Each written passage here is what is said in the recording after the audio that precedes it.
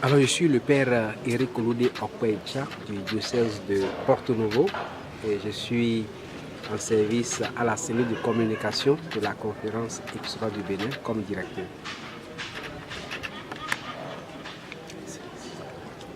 Alors, nous sommes là ici à Ndali pour un séminaire, atelier de tous les acteurs ou presque tous les acteurs de la pastorale sociale de l'Église catholique au Bénin. Donc vous avez la Caritas, vous avez l'IAJP, vous avez la pastorale des migrants, vous avez la pastorale de la santé et tous ces acteurs-là se sont donné rendez-vous ici à Ndali pour réfléchir. Et le thème de la réflexion, c'est comment faire pour avoir une pastorale sociale intégrée. Que chacun n'aille pas dans sa direction, mais qu'on puisse intégrer la pastorale sociale de l'Église. Puisque c'est la même Église qui est en déploiement, c'est le même peuple que nous servons. Donc voilà un peu l'objectif que se sont donnés les acteurs de la pastorale sociale de l'Église du Bénin réunis ici à Ndali. Maintenant, ça ne veut pas dire que jusque-là, il n'y a pas eu la pastorale sociale. L'Église a toujours œuvré dans le domaine social. Il y a plusieurs commissions, plusieurs institutions, plusieurs directions qui s'occupent d'un secteur précis de cette pastorale sociale de l'Église. Maintenant, comment les coordonner?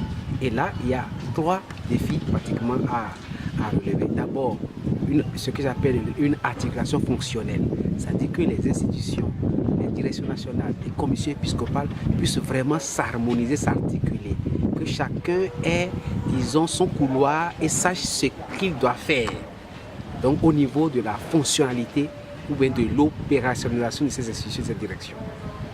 Maintenant, une fois que chacun a la claire vision de ce qu'il doit faire, qu'on puisse maintenant décloisonner.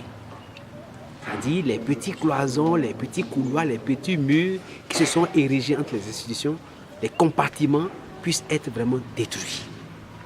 Donc c'est pourquoi j'ai parlé de décloisonnement de la pastorale sociale de l'Église catholique au Bénin. Et puis le troisième défi maintenant, c'est l'intégration. Donc pour ce qui est de l'articulation fonctionnelle, et là c'est la conférence des évêques qui va encore statuer sur ça pour vraiment donner le cahier des charges des commissions épiscopales et surtout des secrétaires de ces commissions épiscopales en face des directeurs nationaux du même secteur. Maintenant pour ce qui est du décloisonnement, et là il faut une volonté vraiment courageuse des acteurs, des directeurs nationaux actuels qui acceptent vraiment d'ouvrir leur mission, leur champ d'apostolat à leur voisin qui est aussi directeur de notre secteur, de manière à ce que nous puissions à l'horizon avoir un agenda intégré de la pastorale sociale de l'Église, qu'on sache au moins au niveau de la réflexion, au niveau de l'action, ce que chacun fait dans son secteur. Maintenant, la manière d'intégrer, nous avons proposé une plateforme qui est un coordonnateur, disons, national de la pastorale sociale de l'Église. Et ce coordonnateur-là a autour de lui les directeurs nationaux, tout comme les secrétaires de commission épiscopale. De manière qu'ensemble, ils puissent réfléchir sur les grands enjeux de la pastorale sociale de l'Église, qui recouvre un champ assez vaste, que ce soit la gouvernance, que ce soit les malades, que ce soit les souffrants, que ce soit les migrants, les questions de justice, de paix, etc. Donc tout ça, c'est le champ social de l'Église. Même la famille, l'éducation chrétienne, l'éducation catholique, l'enseignement catholique, tout ça, c'est dans la pastorale sociale de l'Église. Donc, qu'on puisse maintenant nous mettre ensemble avec les ressources humaines, les compétences, les experts que chacun a dans son secteur, pour les mettre ensemble pour que les grands défis soient réfléchis au niveau national. L'avantage d'avoir cela, c'est que, qu'on le veuille ou non, les analyses seront plus pointues. Parce que les analyses seront faites à partir de plusieurs points de vue. Vous voyez, si vous prenez la question de la misère au Bénin, l'homme de la Caritas donnera un point de vue à partir des orphelins, à partir des hommes qui viennent demander de l'aide.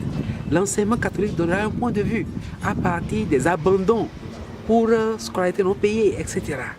Et l'homme de la santé donnera aussi un point de vue à partir du nombre de ceux qui viennent, on leur fait le diagnostic, mais après ils ne reviennent plus parce qu'ils n'ont pas de quoi payer les médicaments. Donc on aura plusieurs aspects du même problème. Du coup, ce qui va sortir comme analyse sera nécessairement plus approfondi que si c'était un seul secteur qui se penche sur la question.